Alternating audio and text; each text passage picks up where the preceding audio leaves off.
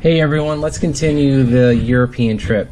As you can see, we flew from Shannon to Edinburgh, Scotland, and we went and toured the Edinburgh Castle that's in the top of the town. And here you'll see some bagpipers playing some music. We happened to stay downtown and in the old part of the city, and we just happened to catch this bagpipers outside our window.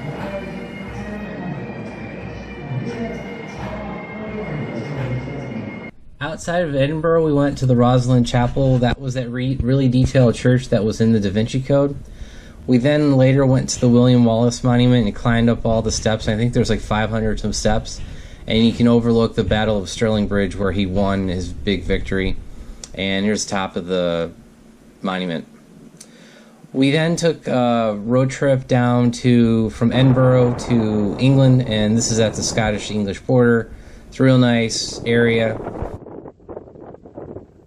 The next part that we went to was the Hadrian's Wall. There's really not a lot left of the wall, it's just mostly ruins, but this particular area is on the English side of the border, and you're just looking at the 73 miles or so of stone wall that remains. We then went down to England, London area, and we saw Big Ben, and we saw the changing of the guard at Buckingham Palace. This is kind of the horses leaving the palace. And then staying in London, we finally saw some cool cars and some weird cars. That was like an Indian transport. We then went to Stonehenge, and the weather was terrible. It was like 40-mile-per-hour winds. It was probably in the 50s, and we got soaked. So our pictures look good, but the actual experience was pretty terrible. So that's just, if you go on a sunny day, it'd be a lot better. And finally, we ended up in Cornwall. This is on the English coast, and this is where they filmed that show Poldark. It's on PBS. And this particular area is Tintagel. It's where King Arthur was conceived in theory, and that was just Merlin's secret cave. It's just a underwater cave, and this whole area is a park. And finally, we're into driving through Cornwall. Cornwall was really crazy because the roads were super narrow, and it was actually even more narrow than Ireland. However, these roads weren't really, they didn't have like a stone wall right next to the road. It was mostly just overgrown. And these next couple of clips, what you're going to see is just us fighting traffic and, just trying to get through these narrow roads that go down to the coast. And, I had to back up several times. We had to stop and pull over. And, even at one time, a driver actually got out, kind of gave us directions to get around his car, and then, we got out of the way. He got back in his car, and then he kept going on. So it was just pretty nuts. And the car we're in was the same car that we had in Ireland. It was a Nissan X-Trail, a 1.3 or 1.6 liter diesel.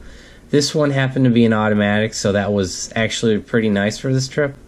But it just, these roads were actually, I had more trouble here in Cornwall than I did in all of Ireland. Well, except for the Ring of Kerry, which, kind of said earlier, was pretty nuts. But the roads in this particular town were very narrow, and this was going down from the Tintagel, however you say it, from that area, and going back into the main part of the country. So we were in Cornwall for a night, and then we had to get back to Heathrow to catch our plane back to the States. And that was probably a 5 or 6 hour drive from Heathrow. So when we left London, we took a train from Pennington Station out to Heathrow. We got our car, picked up our car at Heathrow, and then we drove, like I said, the 5 or 6 hours to the western coast of England, and we stopped at Stonehenge on the way, like I said earlier. So just pretty crazy with all of the driving. I'll say this, I think the roads in England were nicer. They're a little bit wider. It was just this really narrow section trying to get out of Cornwall, which was just nuts. It was just, the roads were super narrow and super kind of sketchy.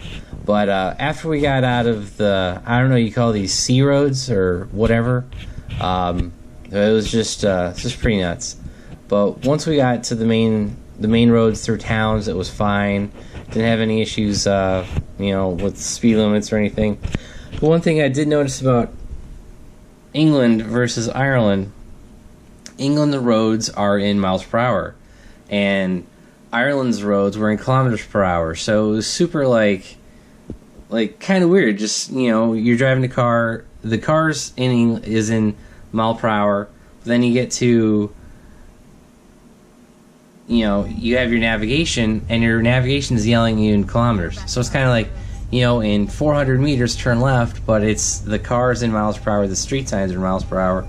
So that was kind of weird. I don't know if there was an option to change the navigation from kilometer to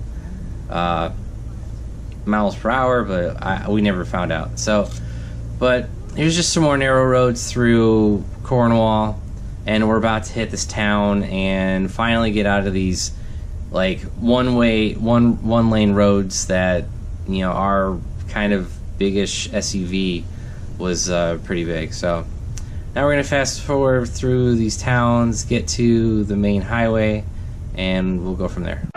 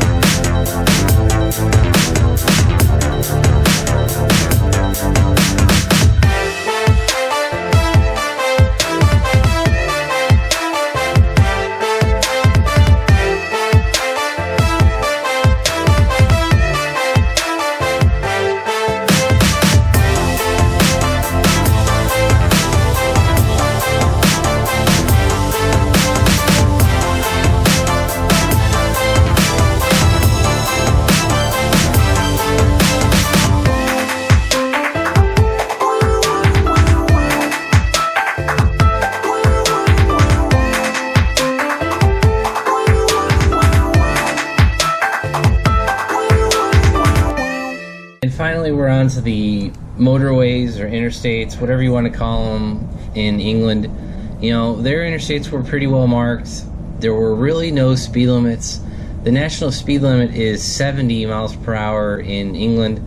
I actually had to Google that after I got home. Definitely sped a little bit above that. Now, I did have some idea that the speed limit was 70 because the car had these automatic, on the driver's information center on the gauge cluster, it told you what the speed limit was. So I didn't know if that was accurate because their interstates, their motorways are literally not marked. I just didn't know that there was a national speed limit of 70 that was like established in the 80s or something like that. So car said 70. I went a little faster than that, and we ended up not getting any speed camera tickets or anything like that. I've been checking my statements ever since we got back and haven't seen anything. Plus, after 14 days, their speeding tickets are not valid. So at least that's what the internet says. So, but like I said in the last video, if you're going faster than people, go in the fast lane and then get over. I think in this clip I'm going faster than everyone, and so I was just keeping my speed. But yeah, go faster than everyone and just get over. So that's gonna be it for the interstate, and let's continue. Never thought that we'd go this far. Don't stop now. Reaching for a distant star. Don't stop now. Isn't it strange how we're safe and home? So that I'm counting days until the second blow. If you're gonna make a change, you have to let me know. Turn the shit around, just out the top of yours. It's all you need to do. I hope you guys enjoyed the video. This time I included a little bit more of the tourist things to do. I know in the last video I only covered a few items, but if you guys ever travel overseas, especially to Ireland, Scotland, or England, you know, hopefully this gives you some ideas of things that you could go do.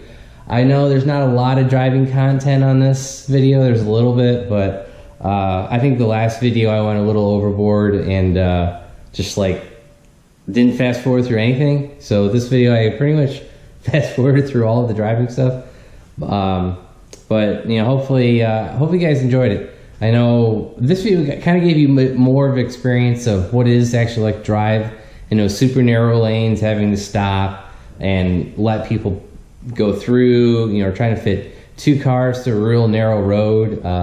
Last video I didn't really show much of that, but this video I happen to have a lot more better footage of that, so that's why it was included. So I hope you guys enjoyed the video. If you like it, give it a big thumbs up. If you haven't already subscribed, please do. Thanks and have a great day.